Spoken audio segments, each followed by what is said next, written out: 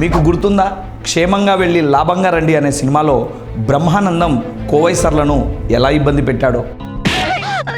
ఎంత ధైర్యం నీకు? ఆడదానివి, అందున పెళ్ళానివి, ఉద్యోగం చేస్తావా? అసలు నీకు లత్కూర్ ఐడియా ఇచ్చిన థర్డ్ పార్టీ ఎవరు?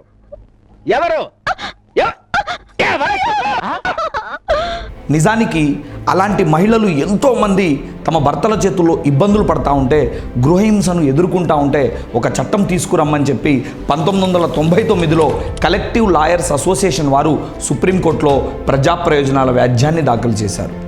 కోర్టు తీర్పును అనుసరించి 2002లో ఒక ముసాయిదాను రూపకల్పన చేశారు. కానీ 2005లో గృహహింస నిరోధక చట్టాన్ని పార్లమెంట్ ఆమోదిస్తే అది 2006 అక్టోబర్ 26 నుంచి అమల్లోకి వచ్చింది. దీని ప్రకారం భార్యలను ఎవరైనా భర్తలు ఇబ్బంది పెడితే నేరుగా గృహహింస చట్టం ప్రకారం 3 సంవత్సరాలు నాన్ బెయిలబుల్ కేస్. ఓకేనా?